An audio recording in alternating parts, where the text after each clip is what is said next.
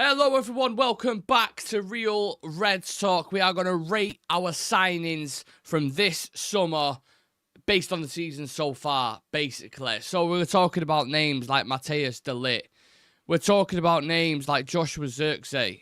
We're talking about names Manuel Ugarte, Lenny Yoro, Nasser Mazraoui, and Sekou Kone, who we yet to see in the first team yet, but I still think we can give some analysis on these players. We also have some topical news stories as well in terms of transfers. I know people like the little bit of transfer fix for the afternoon show, which is back today, should I say. Casemiro, Marcus Rashford, Harry Amass out on loan, PSR situation, a load of stuff ongoing with that currently at the minute. It's nice to be back on an afternoon, people, so welcome. I hope you're all okay. I hope you're all still on cloud nine after that gritty Arsenal performance, and it's nice to see so many people subscribe as well. I mean, we hit 10k and did a celebration over the weekend, and we're already at 10,500. So 500 people within the space of a couple of days have gone, do you know what? This is the content for me. This is, I'm going to subscribe to it. I'm going to like the video. I'm going to interact and all that kind of good stuff. So nice to see so many of us in the chat as well. Like I do say, please do, if you have a spare 10 seconds, smash that like button for us. Let us know you enjoy the content. But which name should we start off with first? There's already people going early. You've got Random Guy going early in the chat. You've got Steph going a little bit early. We're going to rate him. And this is difficult, right? Because coming off the back of an Arsenal game, I don't want to go into this with too much recency bias and say, oh, they're all 10 out of 10 or what have you. You have to do it on a measured scale, and you have to do it based on the season so far, right? And our season's been pretty shit up until the past couple of games. So we have to level those kind of ratings slightly a little bit. I know everyone's going to be kind of eager to give them all fantastic ratings, but I don't know. I look at him and I'm kind of thinking the majority of it, and I'm like, I think it's been pretty good business if you consider what we've signed him for. So let's just start off with a decent one. We'll start off with Matthijs de Ligt. What do we all think of Matthijs de Ligt so far? I'm curious.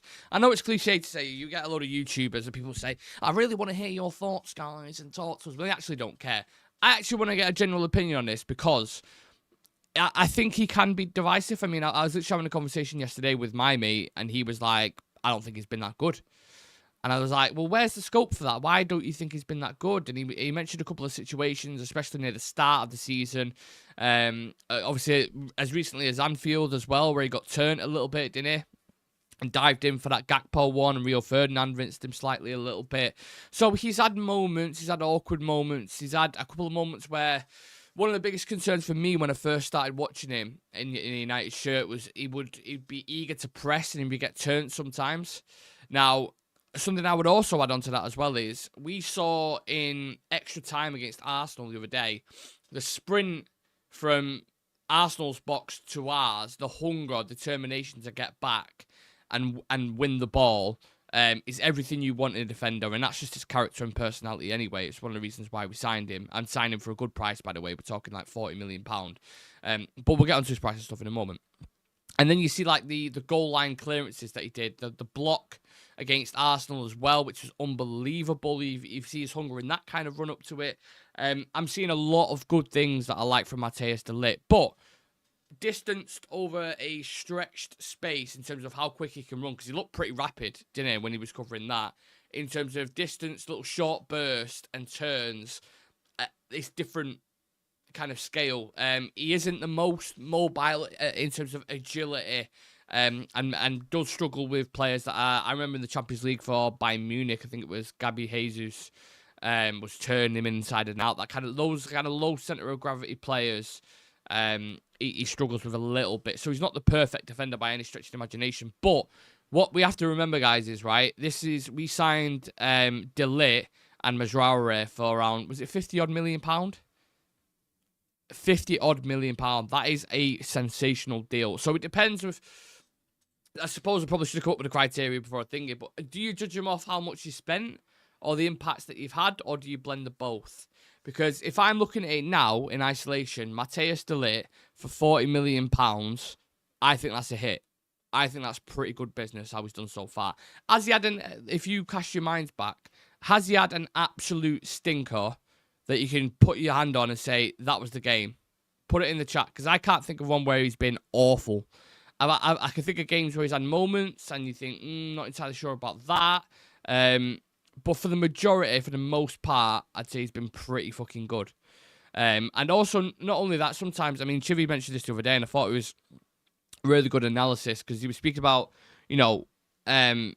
fans and pundits, a lot of them talk about their abilities, and rightfully so. They talk about the speed, strength, ability in the air, reading of the game's really important in those centre-back roles, but no one really talks about the leadership and the communication. Communication's one of the biggest things ever in that back line, and no one seems to talk about it.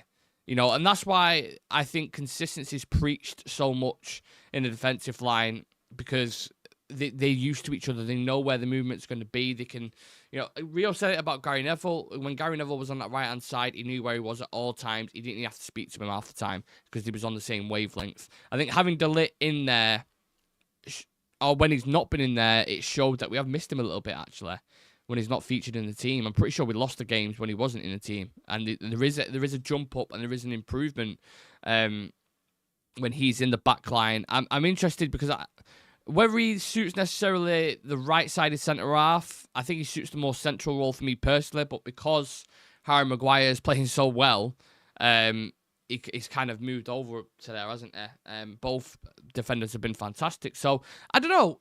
I think a 7 out of 10, if I'm being in balanced argument, not just going off the past couple of games, I think a 7 out of 10 is probably worth it. I mean, Random said 10 out of 10, Maz 9 out of 10, Ugarte 9 out of 10, Euro 8 out of 10, Xerxes 6 out of 10. I'd say that's slightly a little bit generous. And I don't blame you, like I said, because the past couple of games have all been immense and incredible.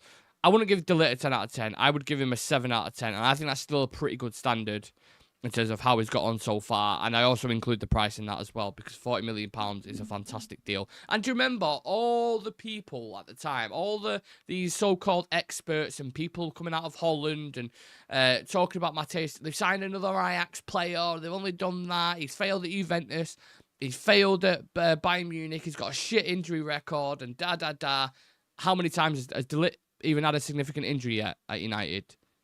No, not once at all. He's been physically up for the battle every single time. He's playing, every 3 or 4 games pretty much.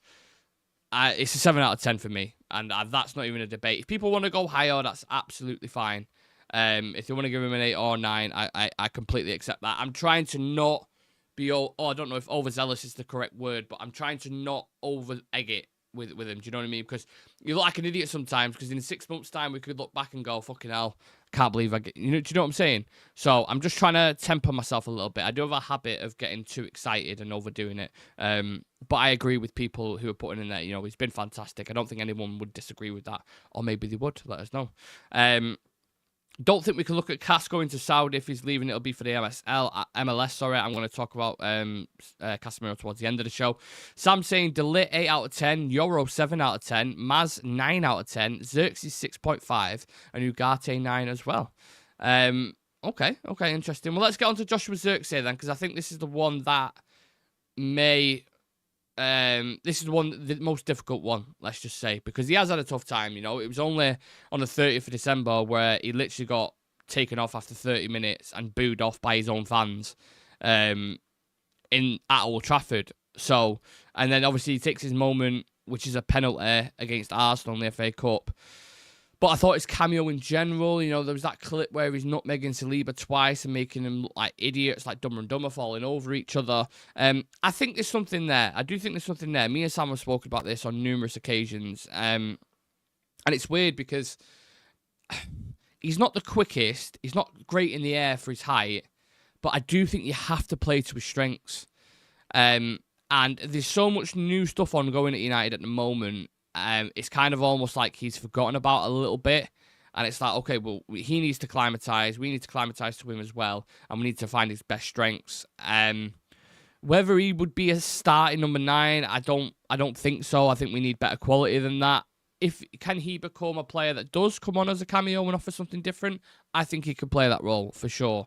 But I wouldn't have him personally as the main striker going forward. I think we need a killer up top. I think we need an Osimhen. a Gyökeres, someone like that to lead the line. And then it's okay having secondary strikers like Højlund and like Xerxes. Because don't forget, I know I'm going off on a bit of a tangent here, but Rasmus Højlund, there's a lot of people going in on him at the moment. And I think people are forgetting his age. People are looking at the Mbappes and Haalands of this world and looking at their age, 23, 24, whatever they are, and they're like, well, they should be doing that. And it's not always the case. I mean, you go back and look at any kind of player like Zlatan, for example, at Ajax. He was like 13 goals, I think, in his first season, or maybe a little bit. I think it was a little bit less. I mean, Højlund got that last season. Developmental Gyökeres, I think, was at Swansea. And had 0 goals in 11 games or something at this point in where Højlund is in his career. So there's plenty of time for him to develop and get used to the team, but he shouldn't be starting. That's the main thing. He shouldn't be the main striker in the team. We need an experienced one in there. So I don't know how you kind of juggle that between Xerxes and between Rasmus. I mean, thoughts on that, please? Let me know. Charlie's saying Xerxes looked very good against Arsenal. He's good at finding positions. If he gets his confidence up, he will take Højlund's spot. I think that, for the meantime, I would probably agree with. Xerxes' goal celebration is a straight 10. I like him. Berbatov vibes, 7 out of 10 in a minute. But this might be controversial to say. Would Berbatov survive in this current game at the moment? The way teams press, the way they are as a collective? I don't know. I think the time for technicians like that is slowly eroding a little bit, and it's sad, isn't it, to be fair? But I do think it is slowly eroding going into this kind of area where it's kind of robotic pressing team. Do you know what I'm saying? It's difficult. But yeah, I would give Xerxes a 6 out of 10, I would probably say. If you would have asked me a good few weeks ago, I would have said 4 or 5, but he has had a little bit of upturn in form, so I'll give him a 6 for now. He may be the lowest ranked one so far. It's difficult. Now, next up, Manuel Ugarte. He has been sensational. The first couple of weeks, struggled. He had similar rumblings to what people were saying about Xerxes, actually, when he was like, nope, doesn't suit the system. He was brought in under Erik ten Hag and looked a little bit confused as to what the instructions were. Unsettled in an unsettled environment and an unsettled team. As soon as Ruben Amorim comes in, who's obviously helps it because he's worked with him before and was successful in his system before, and was the reasons why PSG brought him. It's weird in those roles with Amorim in the central mid roles. You kind of need an all-around player who can do everything. A little bit like it was back in the day when we had players like Paul Keane, who the fuck is that? Paul Ince and Roy Keane, I was going to say. I'm saying Paul Keane and maybe Roy Ince. That sounds better, doesn't it? But it's that kind of role where they're almost asked to do everything. Like, sweep up when we need you to. Advance forward when we need you to. Link up play. Drive into the final third at times, although he's not the best in the final third. We can all appreciate that. But for what he's done, one, he's a big game player. I think he's had sensational performances at the Emirates, at Etihad, and at Anfield as well. He is a player you can trust. And it's weird because if you looked at the script when he was at PSG, everything that was being spoken about, it was like they don't trust him in the big games. And I was like, that's weird. Okay, that's interesting. This is what I was reading about him before he came to United. Now I've watched him in the big games for United, I'm like, there's no chance we can play without him. Look at the drop-off when Casemiro and Eriksen played against Newcastle. Oh my fucking God. It was night and day between them both. So he's definitely a big game player. He's huge. He's one of those players. We haven't had a player like him literally since Roy Keane. We've been trying to fill that DM, and Sam can attest to this. We've spoken about it so much on this channel, and you guys have spoken about it so much as well. We have needed a defensive midfielder like him for a long, long time. A long, long time. Kobe alongside him, it's going to take time for him to adapt. Amorim's spoken about he's improving every single day. They are both 20 and 23. That is a base that you can build on for a while. Obviously, add midfielders into the fold as well. Bring some competition. Bring some different profiles. If you want to go sign a Rangers, go and do that. You know, there's midfielders out there that you can go and bring in. Edison from Atalanta is another one as well. But I like them two together. I think they can improve together, and I think Ugarte's been sensational. Do I go as mad as a 9 out of 10 or an 8 out of 10? I don't know. South American Steel, SAS, absolutely. I don't know what to go with.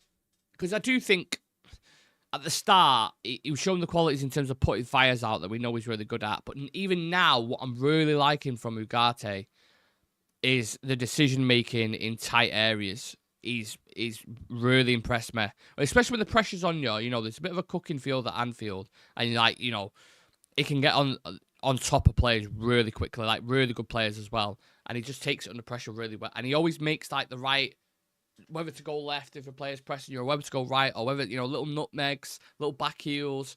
He's actually a tidy player on the ball, to be fair. Long range passing, of course, he can improve on it, and if he had that in his locker, then it would be a 10 out of 10. I'll go with an 8 out of 10.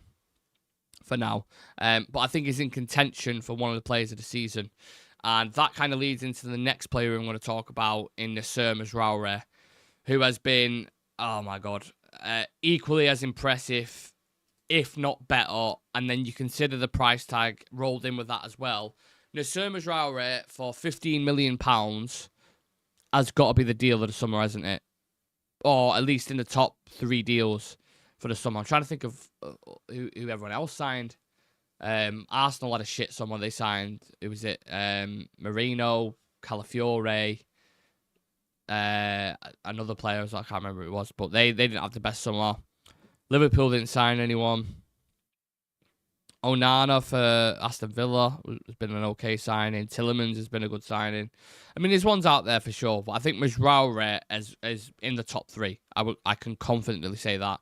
And you won't find a player of his quality for 15 million on a regular basis. You just won't. That's just how the market is. For players like him, I am so surprised that Bayern Munich have let both of them go for him and De Ligt for around 50 odd million. That is insanity. The way they're playing at the minute, you could sell Mazraoui easily for 40 to 50 million pound. Easy. Because he's still 26, 27. I'm telling you, teams would have. Pep would have him right now to replace Kyle Walker 100%. And would pay 40, 50 million for him.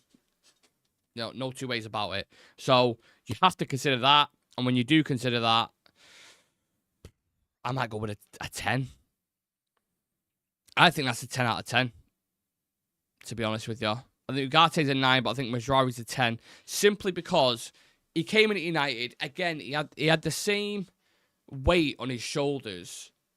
With the whole, he's an ex-Ajax player. He's played under Ten Hag before. He doesn't even get a game for Bayern Munich. Look at the price that they're selling him for. Again, he's got injury problems and all that kind of stuff. And he has come in and he has been flawless pretty much every single game. He had one shit game that I can remember, and it was the Tottenham one in the Carabao Cup, where he shouldn't have been playing anyway because he was absolutely knackered. And he was just kind of going in there to put a shift in. And he gave a penalty away, and he was a little bit sticky in certain areas of that. But apart from that, no one in this chat, or who's watching this later on, could tell me he hasn't been consistent and consistently good week in, week out. No matter if it's the Europa League, Premier League, FA Cup, or Carabao Cup, he's been solid pretty much. So that's, for 15 mil, that's a 10 out of 10 signing for me. You can go and spend 50 to 60 million pound now, and you won't get guarantees like Mazraoui offers. So I think he would get into the majority of teams in the Premier League. Tell me a team that he wouldn't. You know what I mean? Arsenal would take him right now, 100%. I've already spoken about City. They would take him. Chelsea, who they got, Gusto. I think he'd get in Chelsea's team. I honestly, getting the majority. Getting Madrid would take Mazraoui right now with the Carvajal situation. Carvajal's a legend, but it's mad. It's mad. I think he's been insanely good. And underappreciated as well. We as a community and everyone who watches this channel always speak about Mazraoui. We always glow about him. Maybe speak about him too much, to be fair. And he isn't one that's like a sparkly one that people will always go on about. But I really appreciate him for what he's done since he's come in. And yeah, I'm happy with him going forward. The question I would throw to you guys is, where does he fit in to this system going forward? We know he's a versatile player. I think we've tried him as a wing-back. He's been a full-back. He's been a right-sided centre-half. He's been a 10 when we played in Turkey. I'm pretty sure he's played that. He swapped with Dalot in the last game, so he played left wing-back as well.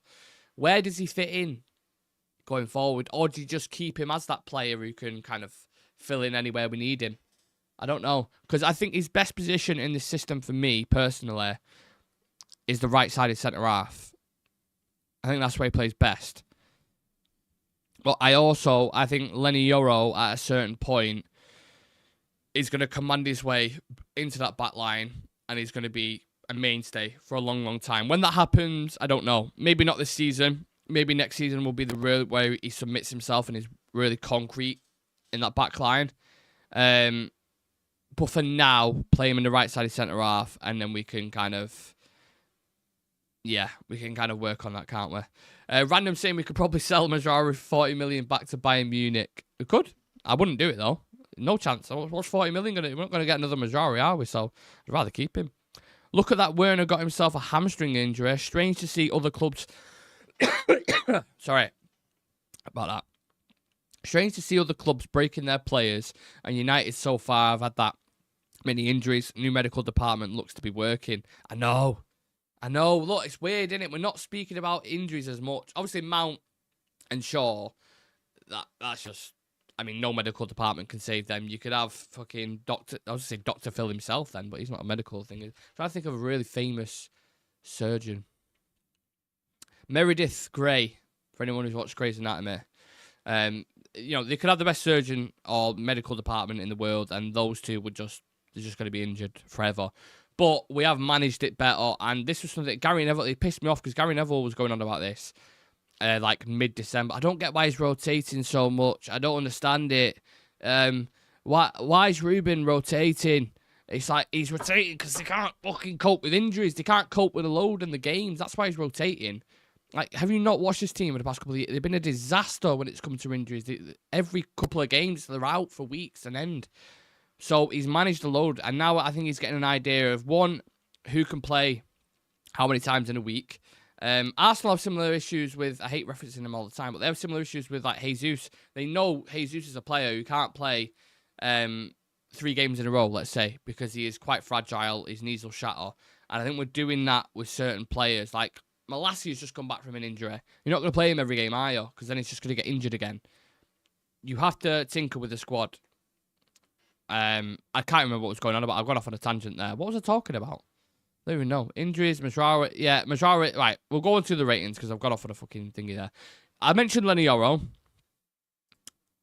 Now, what do we give Lenny Yoro out of 10 as a signing?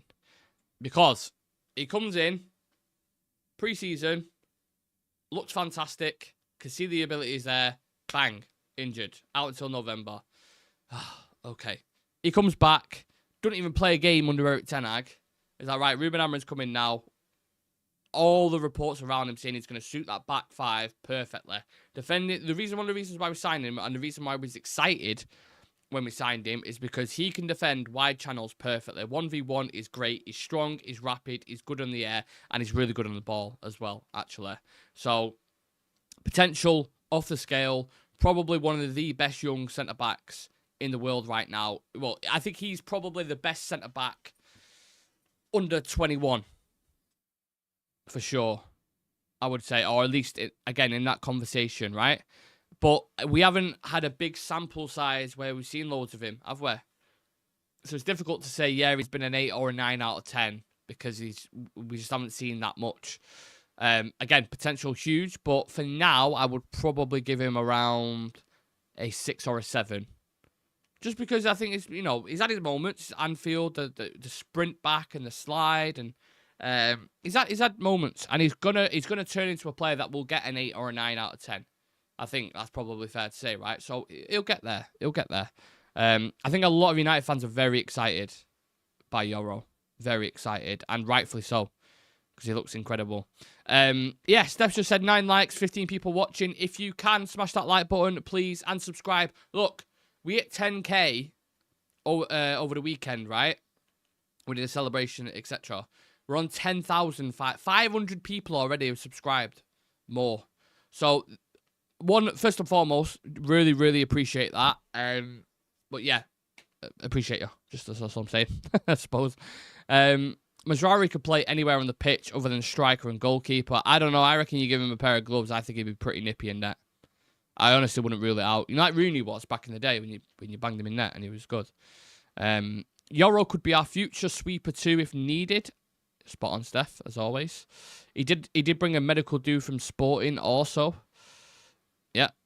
6.5 or 7 for Lenny Yoro. I agree with it. Spot on. Euro 7, not enough game time, looks a real prospect. Euro will be our best centre-back in the next 5 years. Yeah, the way I heard it described, when he was talking about Euro, was like, we had this kind of opportunity when Varane was at Lens before he went to Real Madrid, and Madrid ended up getting him. And obviously French, centre-back, both quick, decent-ish on the ball. You can see the comparisons there already. And he ended up going to Madrid, and the rest is history. He'd done what he'd done there and was hugely successful. So to get the jump on these players, again, it can't be understated. It's to get him over the line. So many fans. I remember when we broke the news, I was actually at my old job, and I was like sat on a step with Sam and Trey. As he was like, "How the fuck have we got this deal done?" Like, United don't do these kind of deals. We never get these kind of players or the jump on these kind of players. So I'm really happy that we've got him in. He will turn into an 8 out of 10 every week kind of player, but he needs time, and we haven't seen enough so far. So I would give him a 7 out of 10 for me personally. We've been through De Ligt, Xerxes, Ugarte, Yoro, Maz, and the last one, this was a summer signing, is Sekou Kone. Now, we can't give a rating on this because we haven't seen him in the first team. We can only go off reports, and we can only go off what people are saying and his performances with the under-18s. We can only go off those things. We haven't seen him in the first team, but he sounds exciting. He looks like promising, like a bit of a blend of Yaya Toure or a Pogba about him, I would probably say, from clips I've seen. Again, the translation from the under-18s or under-21s, whoever it is, to Premier League is that the gap is massive. People always think, because they're doing sensationally well in the under-18s or whatever it is, that they're going to be hugely successful, and it's just a lot of the time it just does not work out like that. We had a striker, didn't we, Charlie McNeil, who was bagging goals for fun when he was at City, bagging goals for fun at United. And then it's like we're still waiting for him for that push. So it doesn't always necessarily work out the way you think it does. But there's a lot of people excited about him. Wilcox was heavily involved in that move. We've got other players who just signed yesterday, like Diego Leon. There was Arsenal, Bayern Munich and City were interested in him. The Paraguayan left-back who's coming in. Samuel Lasale was signed, a youngster who's come in. Chido Obi Martin is bagging goals. But again, that's another prime example. Because he's bagging goals for fun, it doesn't mean he's going to come in United and start scoring hat-tricks every single game. The level is astronomically different. I can't emphasise that as much as I am. So let's see. Another future player, another very talented boy, and he's got the perfect manager to work under in terms of being integrated from that younger side. Kunkonki is another one. He's been a part of the academy. He's not someone who we bought, I don't believe. But again, big praise for him and big reviews. So let's see if they live up to the hype. But I put him in there because he was a summer signing, but we can't rate him, can we? But we'll just say he's exciting, potential, and we'll see what happens, I suppose. But give me your top signing out of those names that I mentioned: De Ligt, Xerxes, Ugarte, Yoro, and Majraure. Who is your favourite so far, and what would you rate him out of 10? And have a think about that as we dive into some of the news stories that we've got. I mentioned before, we're going to speak about Casemiro, Rashford, Harry Amass, and the PSR situation. The latest update on Casemiro that I've seen is coming out from Laurie Whitwell, who I regard as one of the best for me personally in terms of concrete information. Obviously, he's been on the show before. Yeah, I'm a fan of him. He won't put stuff out there if it's nonsense, basically. So, yeah, he's putting a proposed move from Manchester United to Saudi Arabia for Casemiro is regarded as premature. We had a lot of reports in the past couple of weeks. It was put Saudi close, Saudi agreed, Ronaldo wants him, and da-da-da. People just over-egging it, as they always do with transfer stories. This is a move I would, again, say the majority of people want to happen. We want to move him on. His wages are massive. I'm going to talk about PSR concerns towards the end of the show, but we're all right in a minute. But players like him need to be moved on, and players like Marcus Rashford and players like Antony, because that is saving you £1 million a week if you get them 3 players off the books alone. So I'm not telling people something that they haven't already heard in terms of Casemiro just needs to go. If we get a deal with him to Saudi in January, great. I think it'll probably be more likely to happen in the summer, just given the feasibility of it, price-wise. Summer deals are a lot easier to do. I think Saudi have a UK quota where they're only allowed a certain amount of players. I'm not sure on the specifics of that, because AC Milan have a similar thing as well, and it's to do with Brexit and taxes, and I don't know what it's like with Saudi, basically, but they have to get rid of a player to then bring one in, so it's a little bit difficult. They can obviously afford his wages, that's not a conversation, but then it's like, does Casemiro want to go? What fee are they going to offer us? These kind of things, details, and also as well, these kind of deals you'll see happen towards the end of the window, so I wouldn't expect anything imminent. And I kind of repeat what Laurie said there. It's premature. Let's see what happens with it. In regards to Marcus Rashford, again, representatives have had another round of talks in Milan.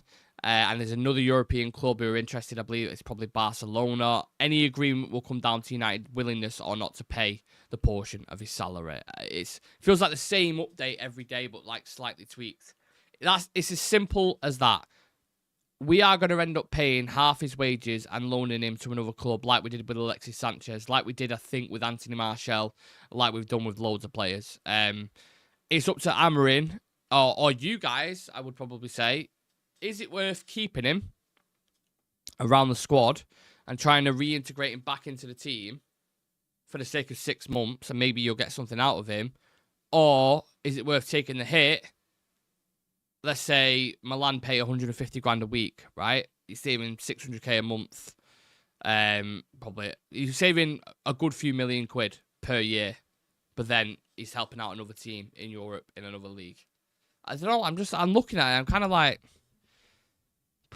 if you need to sell him in the summer, do it. But then I'm so conflicted, because if he just stays at United and isn't playing, then his value goes down and it becomes stagnant, and it makes it a lot harder to sell. If you send him off to Milan and you see that Rashford again, that fire in his eyes, and he's bagging goals, and he's really catching the attention of the media and other teams, then you're a lot more likely to get a sale. A lot more likely. So maybe it is worth taking the hit on the wages. Short-term pain, long-term gain. You get a big prize for him. Oh, not big, but probably 50 million quid, right? 40 to 50, I would say, especially with the profile that he brings. Thinking about it logically, that's probably the best way to go, I would say. The second centre-back I was talking about is Kunkonke. Delit, other was good signing. Kone will give us a good future lift, hopefully. Pardon the pun. Was good to see some fight from United players against Arsenal. Absolutely, Neil. Absolutely. For me, United's best signing has to be Ugarte and Mazraoui. Yeah, I think that's fair. Which one though? If I was to put you on the fence, what's the word I'm looking for? Put you on the spot, not on the fence. I don't want to do that to you, Neil. Splinters in your ass and all that. Which one would you pick, Ugarte or Maz? If you had to pick one. Rashford is a distraction, loan or sell. Rashford will flop wherever he goes. That's from Lumen. Yeah, I think probably best. Yeah, I think you guys have made kind of a mind up for me. Let him go out on loan. If we have to pay a portion of his wages, so be it. Hopefully it generates value. We sell him in the summer, 50 million quid. Wash our hands with it.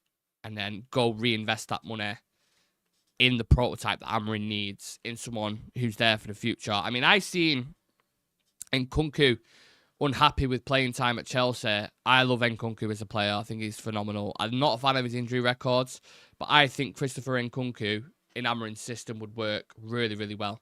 Apparently it's close to a move to Bayern, so I don't think it would be a deal that happens. But I know we have looked at him before. I know one of our recruitment directors, or whatever position you want to call him, Christopher Favel, worked at Leipzig before. I think he's sanctioned a move for Nkunku, I'm pretty sure. So there is links there. But I don't think it'll happen. It's just a player that I like and I admire. Moving on to youngsters at the club, Harry Amass. So talks have been held to prepare Harry Amass for a loan in the January window, but a source has stressed the move must be right for the young defender and a loan deal won't be agreed for the sake of it. That's coming from Stephen Railston when it comes to academy products. He's really, really good. Or academy players, should I say. We saw him linked with Leicester, a couple of teams in the Championship as well. I really like that last bit of it where it says the move has to be right for him. Because you've seen so many loan deals that can either destroy a player's confidence or just doesn't work out, and it's almost like a waste of the career for a year. Amad to Rangers is an example I would use. Wasn't the best move for him, didn't really click, but then he goes out to Sunderland, transforms completely as a player, starts to adapt that into the Premier League, and look at what he's doing now. So a loan move, the right loan move, can really have a big say on a player's career and where they're going and what direction they're heading. So I think, yeah, absolutely spot on that. I would have liked him maybe to move to Leicester if they wanted to loan him. But again, it's like, because obviously he's working with Rude, and Rude will take care of him and give him the game time that he needs, I'm guessing. But again, it all depends on game time and the plan for him. And it has to be right. So this is another one. People talk about buying youngsters, but also nurturing them correctly. We really need to pay close attention to. And Amarin will be all over that for sure. United looked like a pack of hyenas against Arsenal. How the 10 players worked together was amazing to see. I've not stopped watching reaction from that game.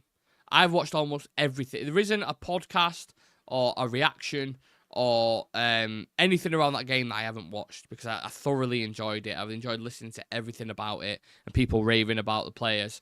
Let's just hope they can continue it against Southampton. Actually, we've got the Southampton preview dropping tonight, by the way. There'll be me and a couple of lads discussing that game, and it might not seem as important to everyone, but I think this is a massive game, because to go from the big games that we've played in, all the effort and the concentration and the focus that you've given, can you apply them same principles to this Southampton game on Thursday night? That's what I really want to see. So that's what we'll be discussing.